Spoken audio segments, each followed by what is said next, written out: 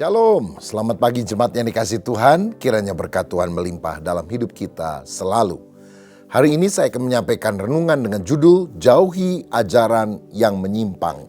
2 Timotius 2 ayat 16-18, perikopnya berjudul Nasihat dalam menghadapi pengajar yang sesat.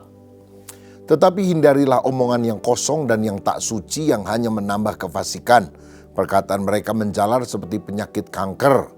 Di antara mereka termasuk Hymenaeus dan Philetus yang telah menyimpang dari kebenaran dengan mengajarkan bahwa kebangkitan kita telah berlangsung dan dengan demikian merusak iman sebagian orang.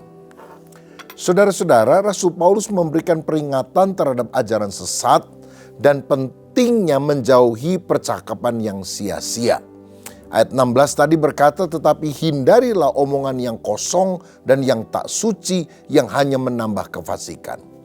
Kata hindari berasal dari kata Yunani peristemi, artinya menjauhi atau mengelak dengan tegas.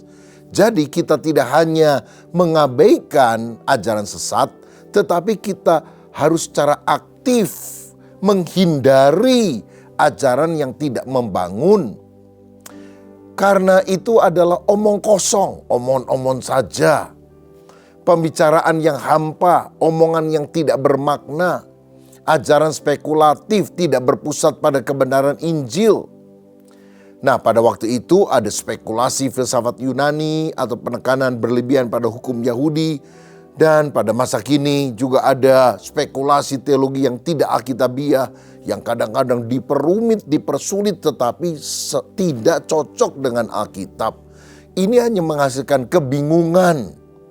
Saudara-saudara, begitu juga ajaran seperti teologi kemakmuran yang berlebihan, yang menjanjikan kekayaan sebagai tanda iman, tanpa memperhitungkan aspek penderitaan dalam kekristenan. Ini juga adalah hal yang kita harus hindari di dalam kehidupan. Ada juga pengajaran hyper grace.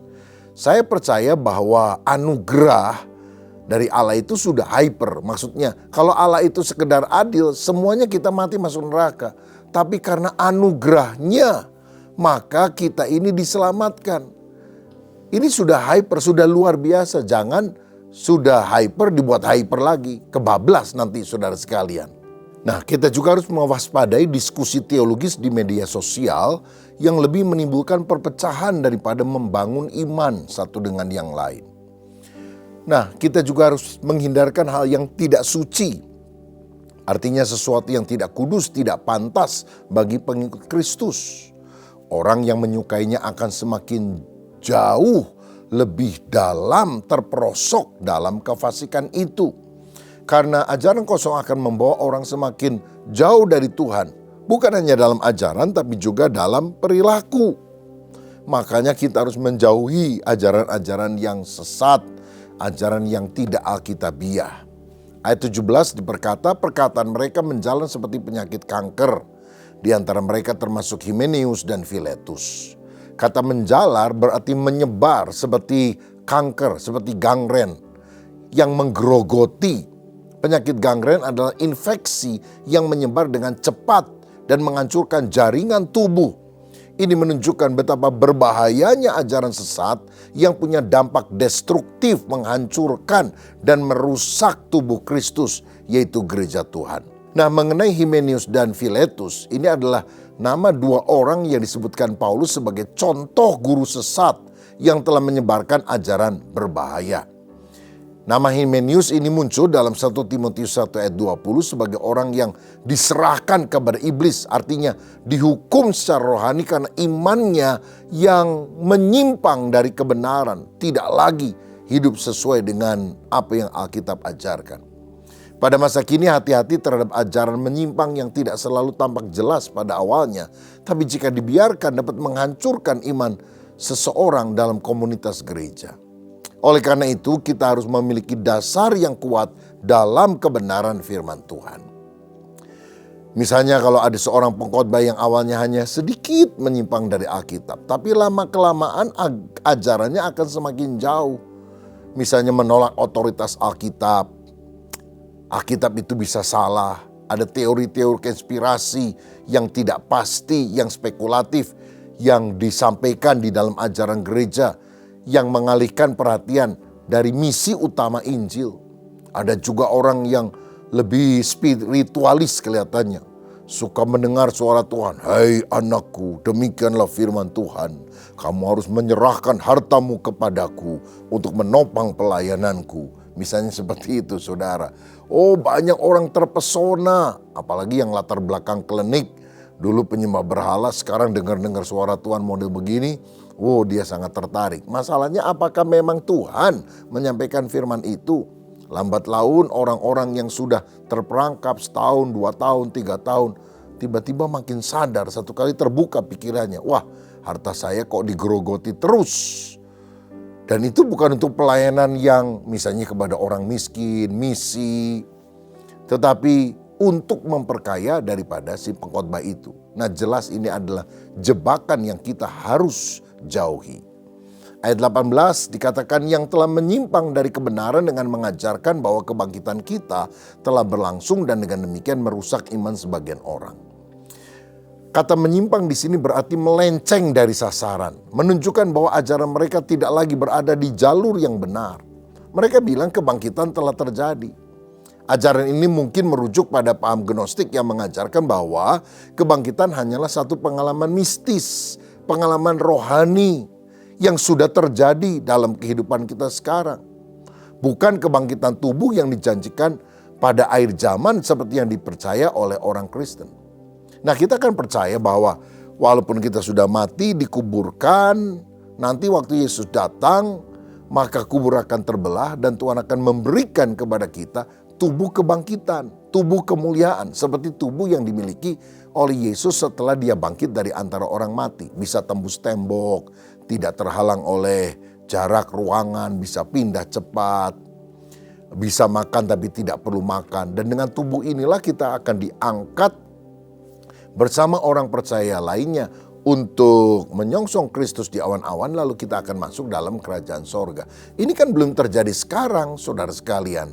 Nanti waktu Yesus datang. Nah, pengajaran yang bilang kebangkitan itu cuma spiritual di dalam hati kita, bangkit rohaninya, tidak ada kebangkitan pada akhir zaman, ini berbahaya. Karena jika kebangkitan hanya suatu simbolis atau spiritual, maka harapan akan kebangkitan tubuh dalam kekekalan menjadi hilang. Ajaran-ajaran seperti ini merusak iman, artinya membalikkan atau menghancurkan sepenuhnya kebenaran. Ini menunjuk pada ajaran yang salah, yang tidak hanya menyebabkan kebingungan, tapi benar-benar iman seorang akan hancur kalau mengikuti pengajaran-pengajaran yang aneh-aneh dan menyesatkan ini. Jadi kesimpulannya, Paulus dengan tegas memperingatkan Timotius tentang bahaya ajaran sesat yang bisa merusak iman jemaat. Dari ayat-ayat yang kita telah baca, kita belajar. Yang pertama, kita harus menjauhi ajaran yang tidak membangun. Mari kita berfokus pada kebenaran firman Allah, bukan pada spekulasi teologis yang tidak memiliki dasar. Yang kedua, kita harus waspada terhadap penyebaran ajaran sesat itu. Karena ini seperti penyakit menular yang menyebar. Seperti penyakit kanker yang akan menggerogoti seluruh tubuh dan menyebabkan kematian. Ya, ajaran yang salah dapat menghancurkan iman jika tidak diwaspadai. Yang ketiga, kita harus memegang teguh kebenaran Injil. Kebangkitan Kristus adalah janji nyata, bukan sekedar simbol dan merupakan dasar dari iman Kristen. Kalau Kristus telah dibangkitkan sebagai yang sulung dari antara orang mati, kita juga akan dibangkitkan dengan tubuh kemuliaan pada waktu kedatangan Kristus kembali. Nah, saudara, dalam kehidupan sehari-hari kita perlu selalu menguji ajaran yang kita dengar dengan firman Tuhan. Kita harus menghindari perdebatan yang tidak berguna dan tetap berpegang teguh pada Injil sejati. Mari kita makin membaca firman, meneliti firman, berpegang pada kebenaran, dan kemudian berdoa agar Roh Kudus selalu menuntun kita pada jalan yang benar. Sehingga akhirnya iman kita akan bertumbuh dengan kuat. Tuhan Yesus memberkati. Mari kita berdoa. Bapa, terima kasih buat pengajaran firman-Mu. Biar kami menyukai firman yang murni, yang sungguh-sungguh akan mendewasakan dan membangunkan iman kami. Berkati setiap umat-Mu ya Bapa, biar kami selalu mengandalkan Engkau. Mari sekarang kami mengucapkan doa yang diajarkan Yesus, doa Bapa kami. Bapa kami yang di sorga, dikuduskanlah namamu, datanglah kerajaan-Mu, jadilah kehendak-Mu di bumi seperti di sorga. Berikanlah kami pada hari ini makanan kami yang secukupnya, dan ampunilah kami akan kesalahan kami, seperti kami juga telah mengampuni orang yang bersalah kepada kami. Karena Engkaulah yang empunya kerajaan dan kemuliaan dan kuasa sampai selama-lamanya. Amin.